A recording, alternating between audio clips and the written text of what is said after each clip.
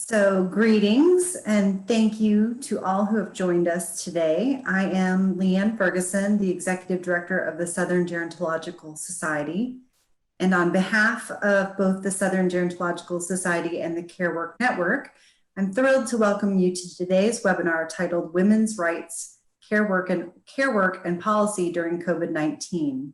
I'd like to say a special thanks to the Georgia Gerontology Society for stepping in to help host this webinar. In addition, I'd like to thank Maurizio Polizio, who will be our translator today. Before we get started, I wanted to be sure our participants can access the translations through our closed captioning system. At the bottom of your Zoom panel, please click the closed captioning button. From there, you may select to either see the translation as subtitles, or you may view the entire conversation transcript.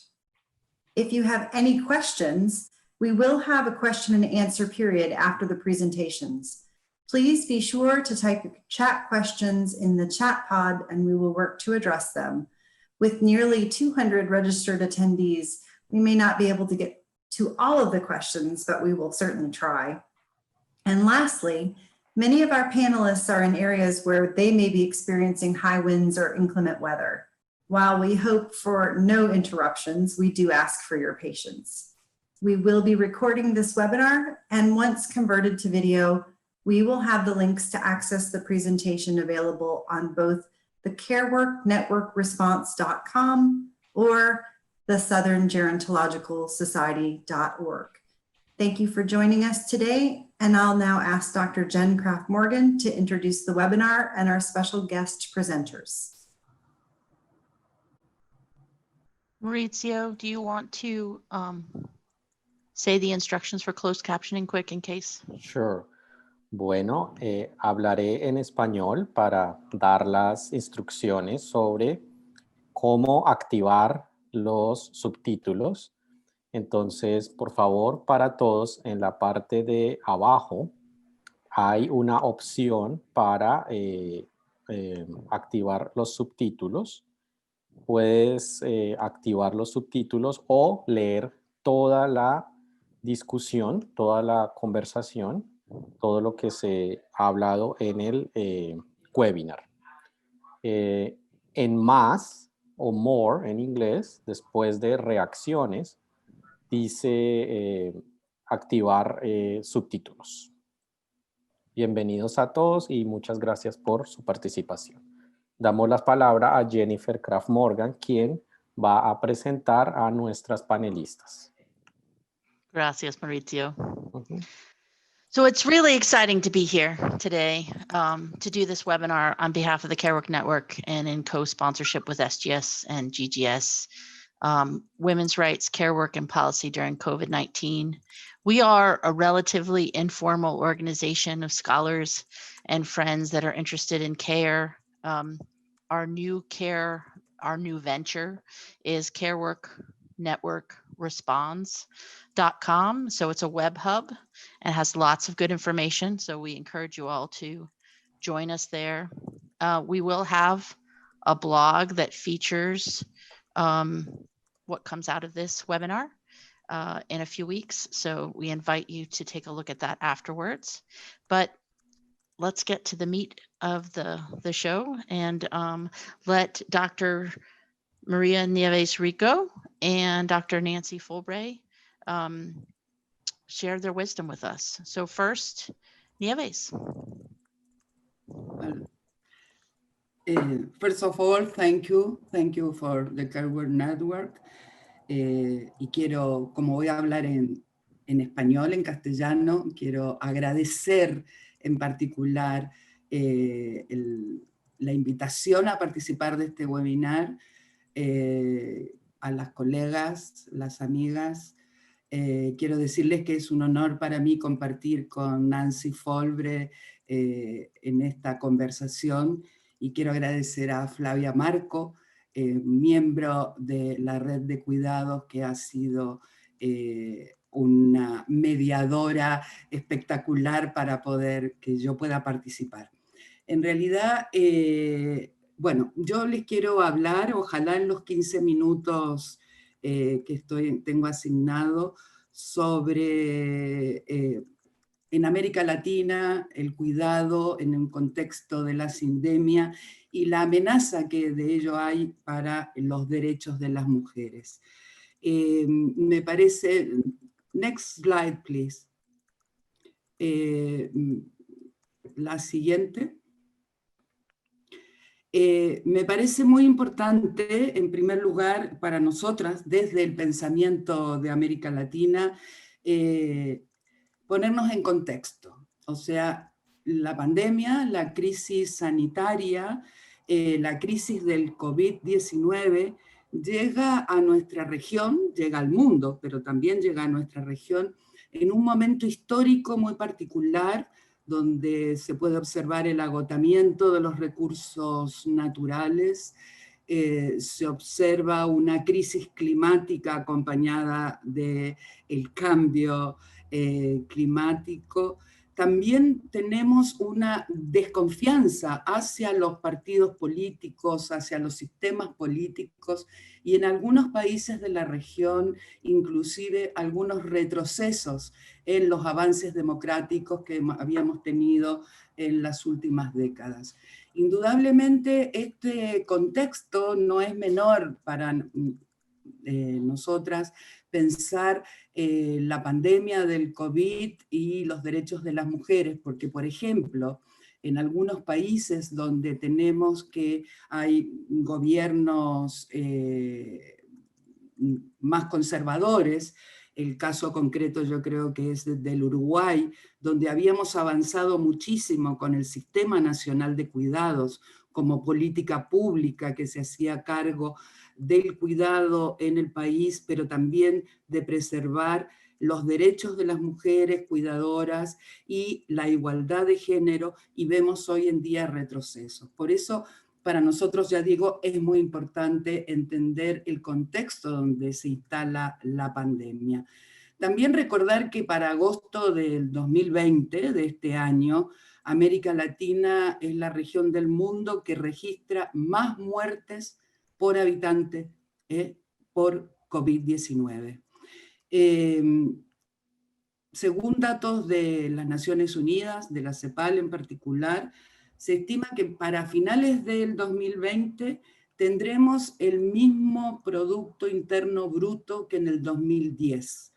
O sea, volvemos a estar frente a lo que podríamos llamar la década perdida, una nueva década perdida. Si bien las economías de la región tenían una desaceleración en la última, los últimos 2 años, indudablemente todas las expectativas y todas las estimaciones para fines de este año es que el crecimiento no solamente se haya detenido, sino que haya decaído. Al mismo tiempo, esto significa que tendremos en la región aproximadamente 30 millones más de pobres. Esto significa que más o menos el 37%, 38% de la población vivirá en una situación de pobreza monetaria.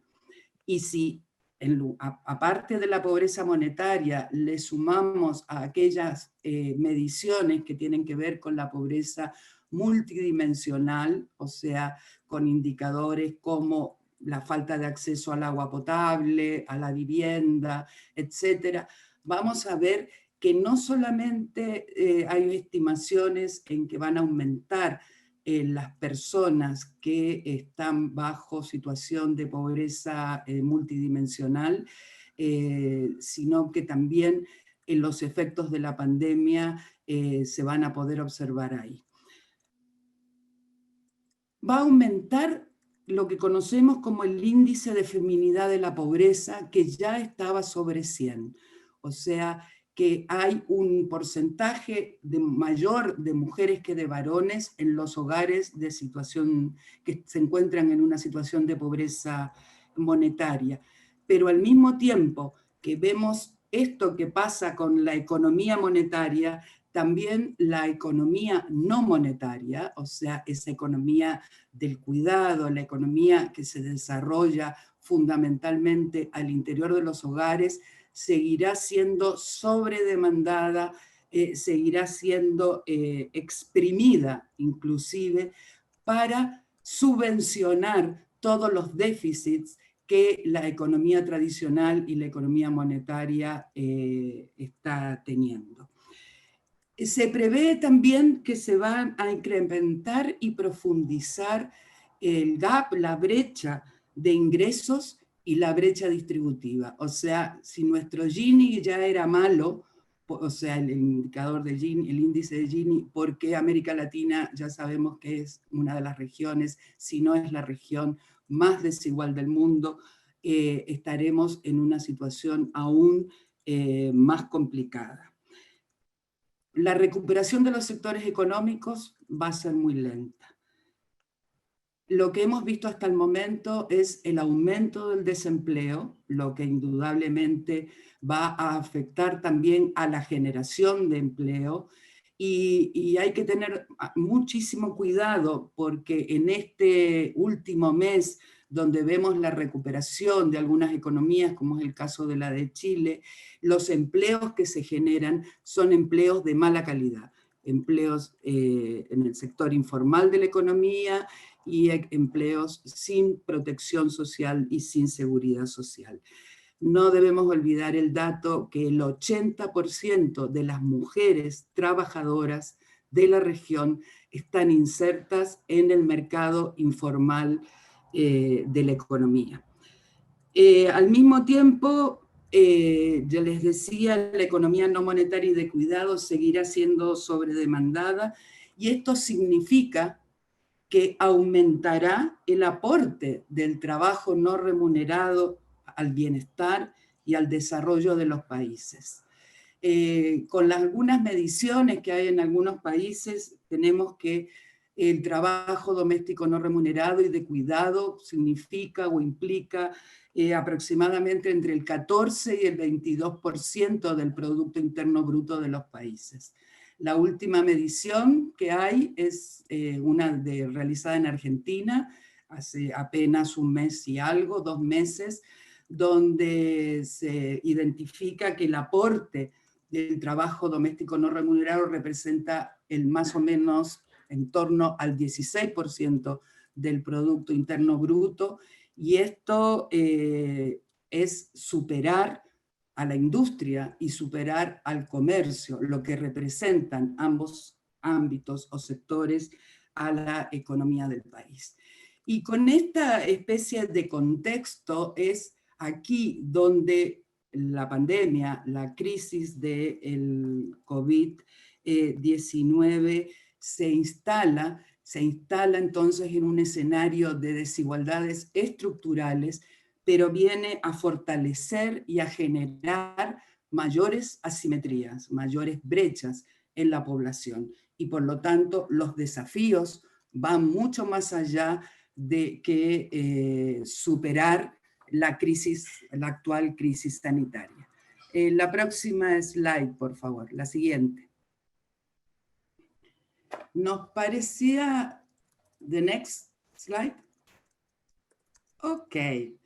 En este contexto y donde empezamos a ver de manera interrelacionada que la crisis sanitaria se vincula con la crisis ambiental, se vincula con la crisis del cuidado que teníamos en la región y con otros factores que tienen que ver con la pobreza y con la desigualdad, nos parecía interesante incorporar en nuestros análisis el concepto de sindemia. Y esto es para qué? Para superar de alguna manera desde las ciencias sociales y desde una perspectiva de un enfoque de derechos humanos, solamente el concepto de pandemia y pensar que lo que sucede es consecuencia de la crisis sanitaria o de la pandemia. Nosotros creemos que estamos frente, y nos parece útil este concepto. Y es un concepto que nos habla de la convergencia de riesgos, de la simultaneidad de las amenazas, nos habla también y nos dice y nos permite decir y afirmar que la pobreza y la desigualdad funcionan como comorbilidad del COVID-19 y sus efectos sociales y económicos. Por lo tanto, creemos que, ya digo, es un concepto que nos lleva a no disociar los distintos factores que están presentes o que están en juego cuando hacemos una especie de análisis de lo que implica el cuidado, los derechos de las mujeres y en particular en América Latina. Muchos de ustedes sabrán, el concepto de sindemia proviene de la antropología médica, de la epidemiología, ha sido actualizado actualmente. Bueno, Singer fue la primera persona que lo puso en el debate del científico. Lancet lo retoma, y lo retoma hablando del cambio climático, la obesidad y otro tipo de enfermedades. Y lo que estoy haciendo, o lo que les quiero compartir, y sobre todo para debatir, es incorporar para nuestros análisis la crisis del cuidado con la crisis sanitaria y la pobreza como los factores que están jugando o funcionando de manera sinérgica. Como les decía, nosotros creemos que estas condiciones no es posible de disociar para entender en verdad lo que está sucediendo. Que es mucho más que hay un virus que está dando vuelta y una vacuna que está tratando de ver si podemos salvarnos de alguna manera de esta situación. En este contexto, como enfoque sindémico, podemos identificar grandes problemáticas que afectan diferencialmente a las mujeres, tanto en el ámbito público como en el ámbito privado, y tanto en sus roles como trabajadoras no remuneradas y como trabajadoras remuneradas en el mercado laboral, y como miembros de un hogar, pero también como miembros de la sociedad, de nuestros países, de la forma que tenemos de organizarnos y de vivir. Y esto nos parece importante porque creemos que la actual situación mirada desde este enfoque sinérgico y no disociado nos permite afirmar que el ejercicio de los derechos humanos, el ejercicio del derecho al cuidado y mucho del ejercicio de los derechos de las mujeres, por ejemplo, los derechos sexuales y reproductivos, están puestos hoy en tensión, están puestos hoy en jaque, en duda, podríamos decir, por las políticas adoptadas. O sea, cómo se está gestionando la pandemia, cómo se ha gestionado la pandemia hasta el momento del COVID-19, nos lleva a hacernos grandes preguntas o interrogantes sobre cómo vamos no solamente a salir de esta situación, sino a cómo vamos a poder reforzar el ejercicio universal e interrelacional e indivisible de los derechos humanos, para proponer en verdad un cambio social con mayor igualdad. La próxima, por favor. The next. Ok. 5 minutos. Ok. Desde esta perspectiva y desde la mirada a la gestión, a las políticas públicas, el cuidado es una variable de ajuste. Y la división sexual del trabajo y la segmentación de género del mercado laboral han sido sustento de las medidas gubernamentales para gestionar la pandemia. Y esto nos lleva a afirmar de manera categórica que la supuesta neutralidad de género de las medidas que se han ido adoptando y que se siguen adoptando no es tal. En primer lugar, tenemos, les decía yo, algunas problemáticas que afectan diferencialmente a las mujeres, y una de ellas tiene que ver como respuesta a lo que es el confinamiento en los hogares. O sea, el aislamiento de las personas, el confinamiento en los hogares, la división sexual del trabajo y el sistema invisible de atención a la salud. de alguna manera desde las políticas públicas se ha demandado que sean los hogares, que sean las familias, donde se realicen las tareas de prevención, ¿ya? Y de cuidado frente a la crisis sanitaria. Les decía yo al inicio de que América Latina es la región del mundo donde más muertos por COVID hay, y algunas estadísticas nos dicen que 4 de cada 10 personas que han muerto por COVID-19 lo han hecho fuera de las instituciones hospitalarias. O sea, o han muerto en sus casas o han muerto en hogares de atención, por ejemplo, a adultos mayores o ancianos. El sistema invisible de atención a la salud está a cargo de las mujeres. Eso ya hay muchos estudios que lo muestran al interior de los hogares. La sobredemanda para el cuidado, pero no solamente para el cuidado en estas circunstancias particulares, sino para realizar todo el resto de las tareas y para realizar también aquellas tareas que en el ámbito de lo público se han dejado de realizar.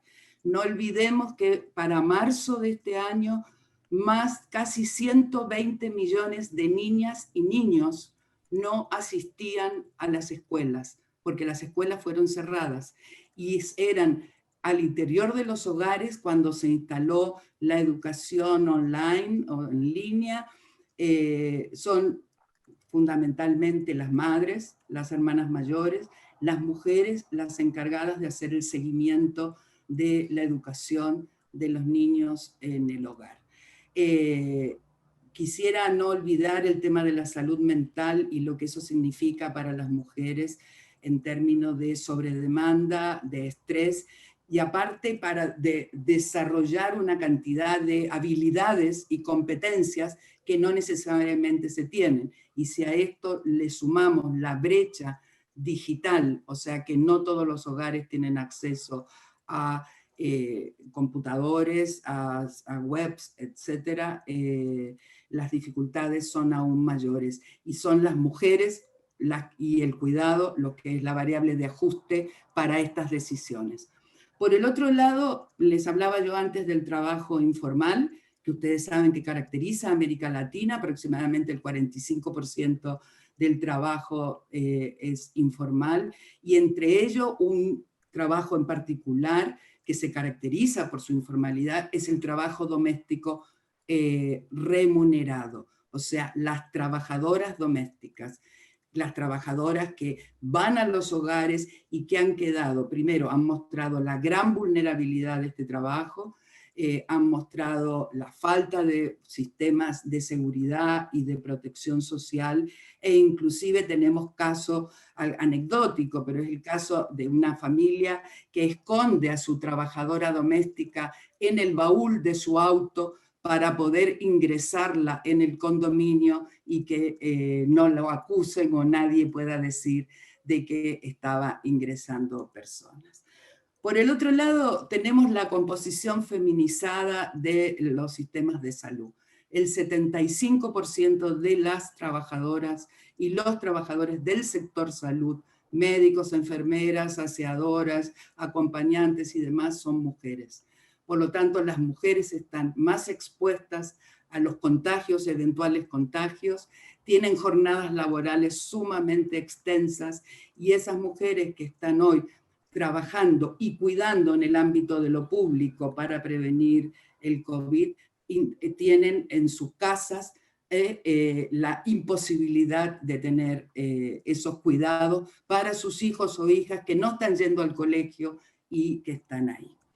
En términos del teletrabajo, que es otro ámbito en el cual las mujeres, sobre todo las profesionales y aquellas que tienen acceso a tecnologías, a nuevas tecnologías, y hay una simultaneidad de demandas.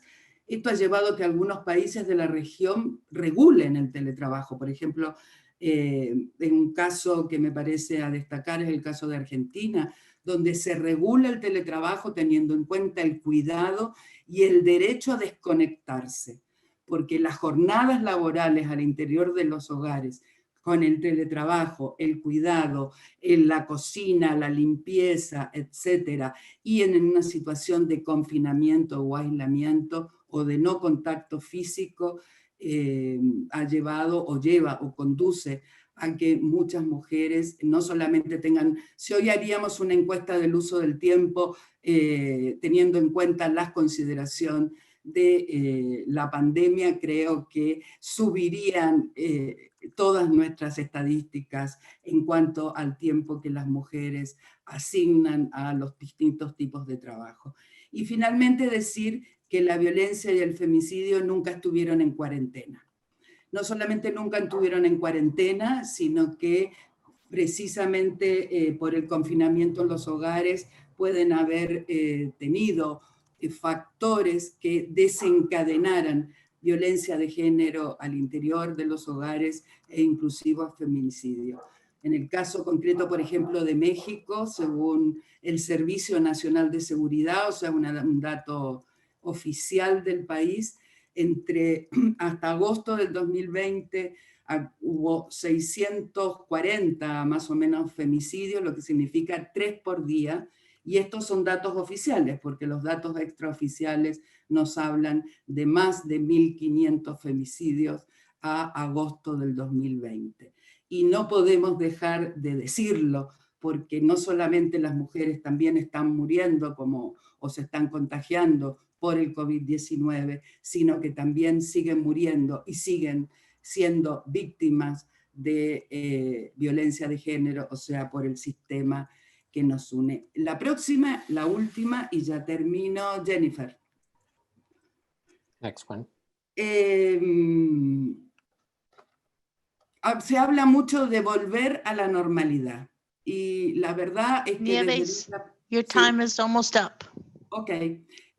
Bueno, la verdad es que la normalidad que queremos no es la que teníamos, o sea, la vieja normalidad es parte del problema y creemos que la pospandemia es un terreno en disputa, y en este terreno en disputa las mujeres, los estudios de género, los análisis feministas tienen muchas cosas por decir.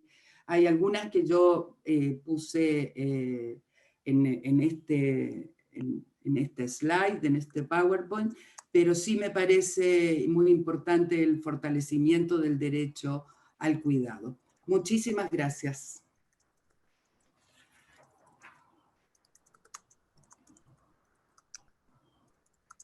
Thank you, Nieves. We're going to keep questions for the end. Nancy, do you want to go? I'm ready to go. All right. Nieves, I loved your presentation. I think the concept of comorbidities of poverty and inequality is exactly right. And I also love this term syndemic as a way of kind of capturing the coincidence of a care crisis, a health crisis, and an environmental crisis. And I find it heartening that in the face of this terrible pandemic, I see a lot of convergence in the way that feminists and women in general are thinking about what's going on and learning from what's going on. So I just want to give a very quick overview of some possibly relevant dimensions of what's going on in the United States. Next slide. So clearly, it's really shown how interdependent we are on one another. It's also shown us that unpaid work and family care are shock absorbers, safety nets. Without them, without the incredible increase in the amount of unpaid care that's been forthcoming, we would have been in really much more serious trouble health-wise and economic-wise. And likewise, the paid essential care workers in health and education, predominantly women in the US as elsewhere, have really come to the fore, as have some fairly serious malfunctions in healthcare, childcare, and elder care, which I like to refer to, or I'm trying to persuade economists to think of as the care sector as a whole. Next slide. So just to second, and reinforce some of the comments that Nieves made. We know that the impact has been very gendered because we've seen a crisis, I mean, a kind of shock to the whole care sector where women are overrepresented relative to men. So women's unpaid workload has increased. Women have reduced their paid work hours more than men. More women than men have dropped out of the paid labor force. In August and September of this year, 4 times as many women as men dropped out of paid employment. Unemployment has hit women at a greater rate, which is unusual for recessions, and very disparate impact on Black, Hispanic, and less educated women. Next slide. So as you all are probably aware, we're about to have a major political event in the US tomorrow. And I think it's really striking that the gender gap is bigger than it's ever been in US history. Among likely voters, women favor the Democratic candidate, Joe Biden, 59% to 36%, while men are pretty evenly split. It's also interesting that the pandemic increased defection from loyalty to Trump much more among women than men. Basically, if Biden wins, women are going to take the credit. And this is convergent with survey evidence from several countries, 8 countries, that women are more likely than men to perceive the pandemic as a very serious health problem and to agree with and comply with restraining measures. The differences are small, but note that this difference emerges despite much higher mortality for men than for women from the pandemic. And if you think about it, it's not surprising because most women are in the business of providing care, whether paid or unpaid. And so their daily lives have been really more profoundly affected by what's been happening. Next slide. So as an economist, I try to persuade people to rethink a lot of the vocabulary that we rely on to think about the economy. Gross domestic product is a very misleading indicator, as are stock market indices. The market economy has its pluses and minuses, and the minuses are really, really serious in the care sector, especially in the US. And I think there's just a lot of evidence that better social provision of care services would benefit everyone. Certainly it would benefit the poor and reduce inequality, but I think actually they could lead to major gains in overall efficiency that would benefit everyone.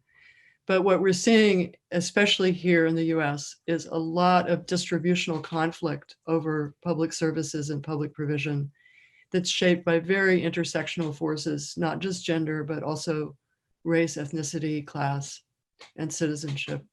Next slide. So I think this seminar really kind of pushed me to think about these issues in terms of human rights. And I think that is a good frame. I think it's the right frame, but I think we need to remember that rights also entail obligations.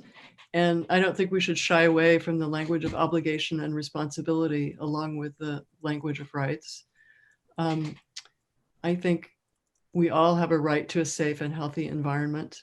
And that encompasses what Nieves was talking about, the syndemic, climate change, and healthcare in general, as well as the pandemic response.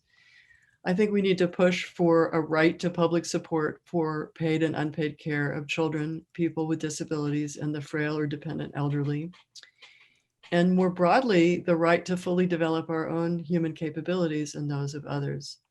So maybe these basic principles are obvious, but I think it's really important to develop the widest possible political coalition to rally around them. Next slide. So I just want to alert you to some really good resources that you might find useful in thinking about these policy issues. UN Women now has a gender, what they call a gender tracker. It's a very comprehensive database of gender-related and other policies related to COVID-19. And almost every country in the world is included on the list. I think it's a great accomplishment, and UN Women deserves a lot of credit for putting this together. And I hope everybody listening here can put it to good use. I've just recently seen a report based on policy interventions in Hawaii and Canada, two kind of unlikely partners, but wow, they put it together really well. And if you go to the site, I think you'll see some really interesting lessons for feminist economic recovery that kind of get into both the general principles and the nitty gritty of policy recommendations. Next slide. I thought I would highlight some of the scholarly research that bears on these issues in the US. My colleague at UMass, Catherine Moose, has written a really interesting kind of deconstruction of coronavirus fiscal policy in the US and put that in the context of struggle between workers and employers over the distribution of the cost of social reproduction. Medicare for all remains on the political agenda, whatever happens tomorrow in the election. And my fellow economist at the Political Economy Research Institute has written a terrific piece kind of summarizing the economic case for a more universal provision of healthcare in the US. In the wake of the unemployment that we're all experiencing, every country in the world is experiencing as a result of the pandemic, we need to think about job creation strategies. And this could dovetail with the need to provide more generous public investment in home health care. And in this paper, Lenora Palladino crunches some of the numbers, showing exactly how many jobs would be created and what the benefits would be. And I've done some research with a couple of graduate students on pay and protections for essential workers with a focus on essential care workers. And I think that's another area of empirical research that's kind of promising. Next slide. Because we've gotten such a great response and cooperation from the gerontological societies, I wanted to mention a book that I worked on with Doug Wolf several years ago, Universal Coverage of Long-Term Care in the US. I think this is feasible. I think we would all gain from it. And the volume contains consideration of some really interesting international models, including the Scottish system, which I think is kind of underappreciated.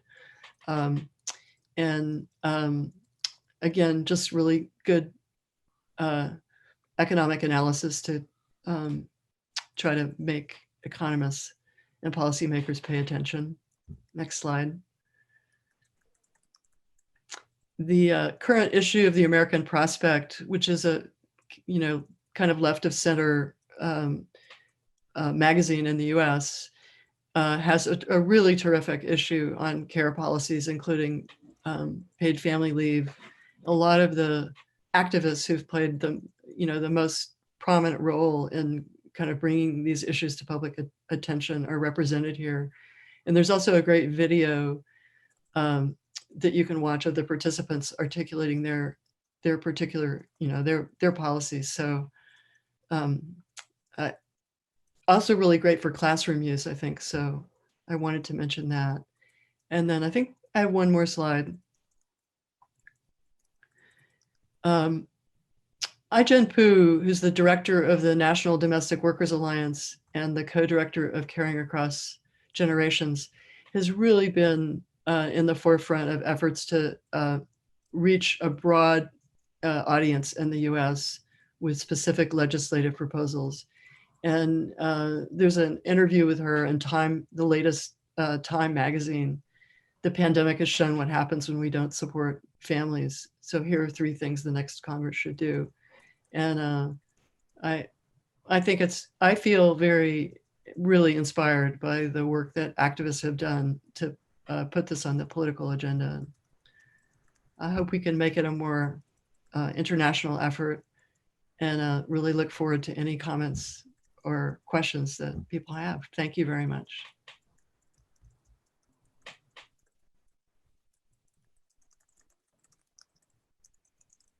It's great. Thank you so much, Nieves, and thank you, Nancy. We've got some good questions in the chat. I think the first one is for Maria, for Nieves. Does the environmental crisis is that included in the concept of syndemic? Sí. A ver, creo que cuando el concepto de sindemia y lo que él connota y denota nos permite incorporar aspectos que hacen o que están vinculados con la salud en particular, de ahí es que proviene de las personas. E indudablemente el cambio climático y la crisis ambiental y está teniendo efectos sumamente importantes, no solamente sobre la salud de las personas, sino sobre las propias economías. Y no debemos olvidar que son las mujeres las que cotidianamente trabajan por la sustentabilidad de los hogares y de sus comunidades para tratar de mitigar, ni hablar de adaptarse o modificar a los efectos depredadores. Yo creo que tenemos un capitalismo depredador de la naturaleza y los efectos del cambio climático.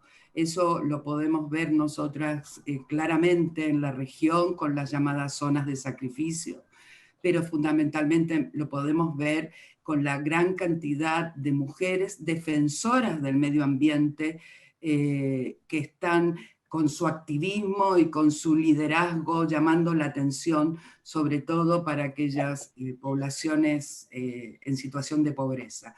Y cuando esto lo juntamos con la crisis sanitaria del COVID, creo que, bueno, una de las propuestas que yo tenía al final y que no alcancé a decir es la necesidad que tenemos de mayores estudios que nos permitan vincular las distintas variables y poder encontrar nudos a desatar para poder intervenir en las desigualdades.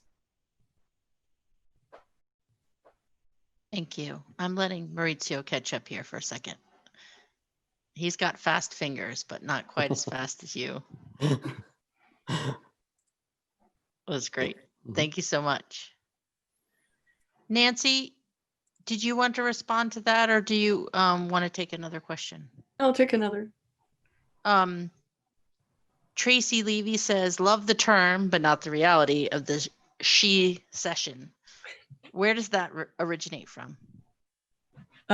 Gee, I don't know. Some clever journalist came up with it. It's actually, I think, because earlier recessions in the US have affected manufacturing workers, and men are more concentrated in manufacturing.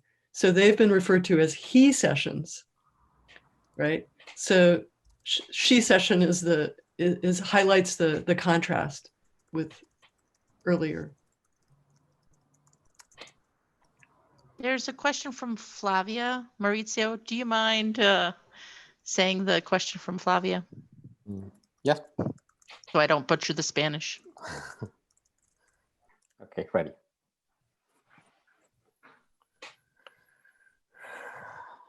It's in the chat? Mm-hmm. Yeah, it's to Nancy and to Oh, Dr. Nieves. this one Also, from Juliana Martinez. Yeah, the one before that is from Flavia. Oh, Gracias Flavia. por presentación. Oh, thanks for your presentation. So splendid. I would like to ask the same question to Nancy and Nieves. What's your hypothesis about the new normalcy in terms of care work distribution? What hypothesis do you have for the new normalcy in terms of care work distribution.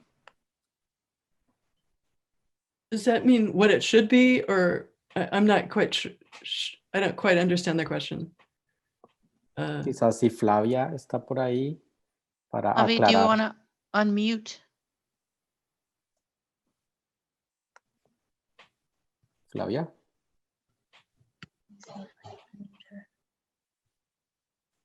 Oh, Oh, I see her. in terms of predictions, maybe. Oh, what we think is going to happen? Yeah, what do you Yeah. think is going to happen? Yeah. I've just Okay. unmuted Flavia.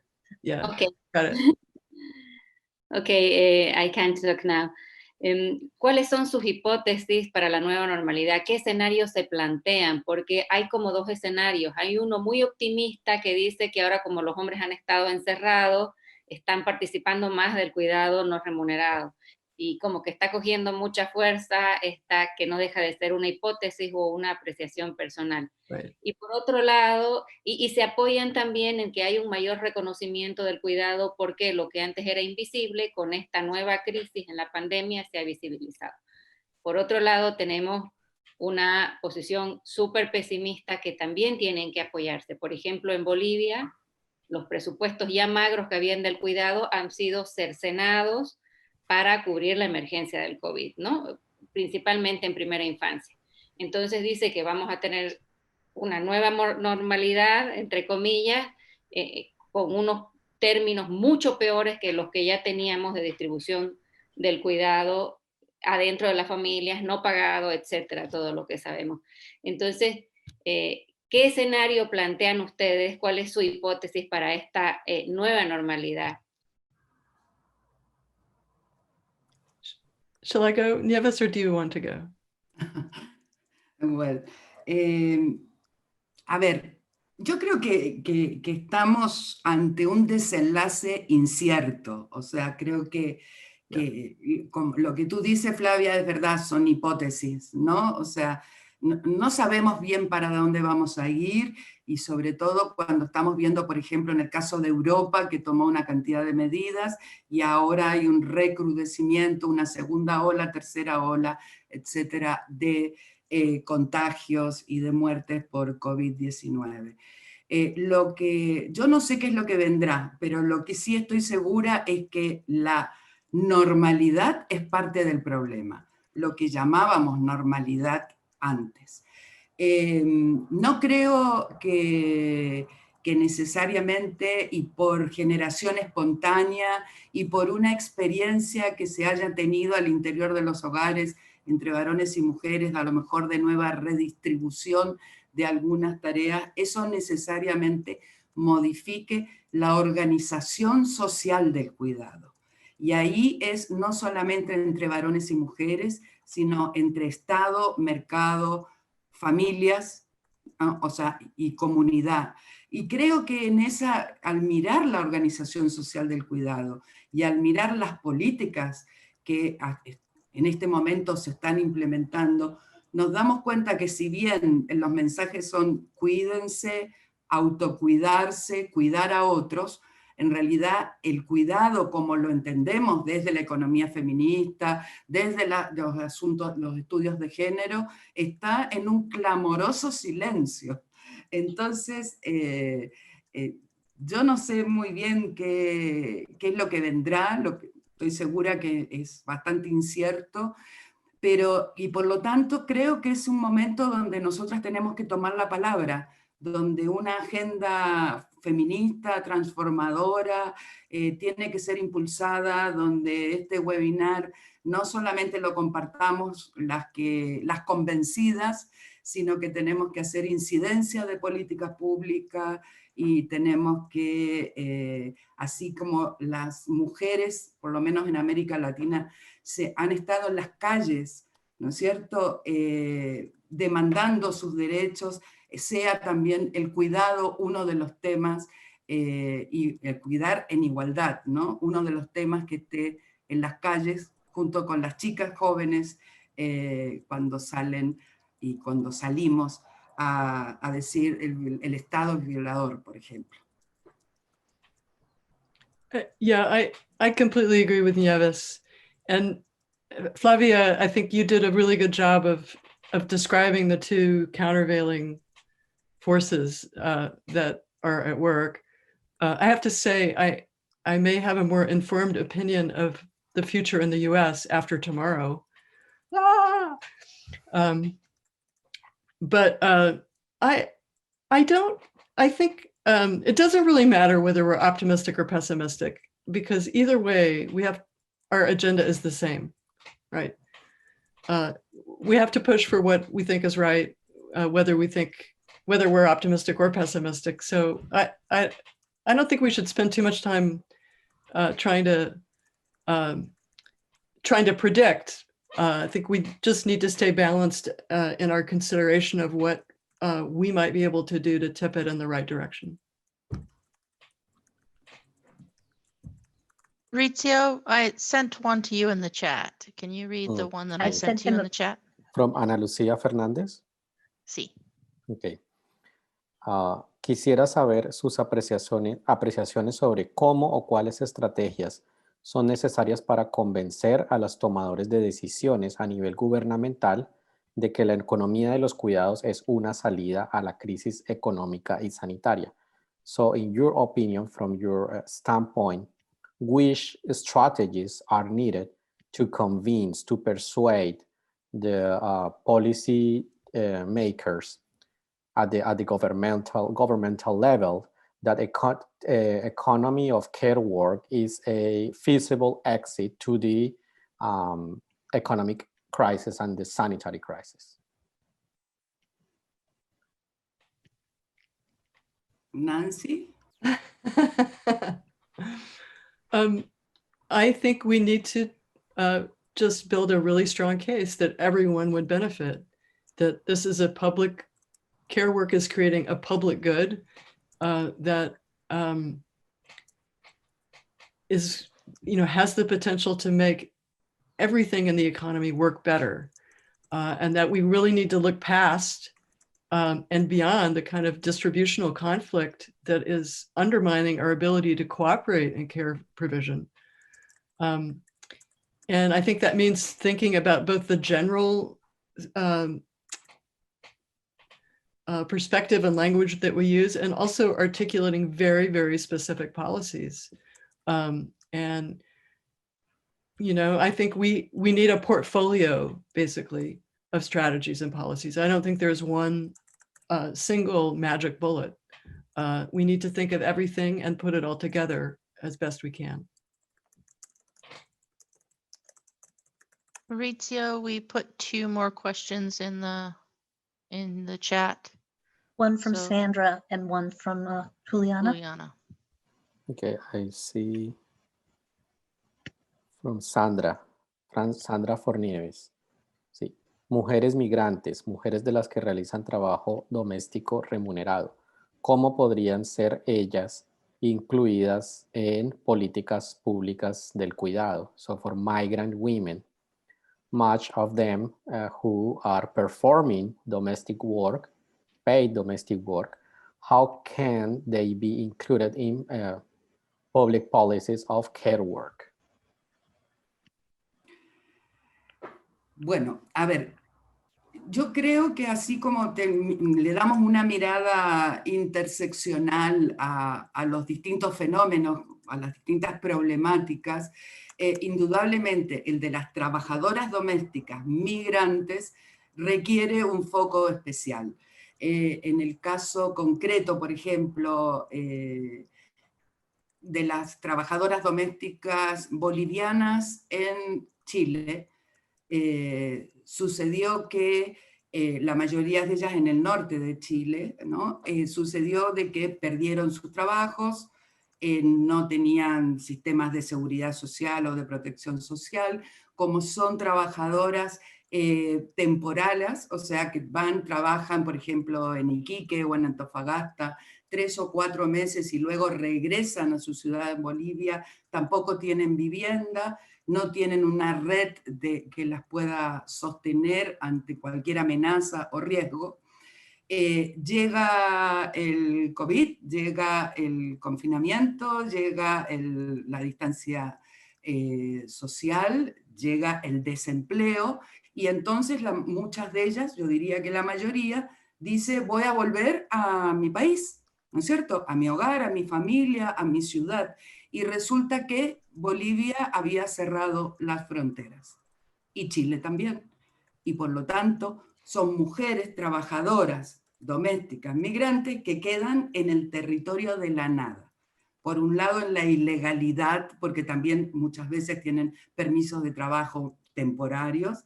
Por el otro lado, sin ningún tipo de protección ni resguardo en Chile y sin poder regresar a su país o a su lugar o a su vivienda.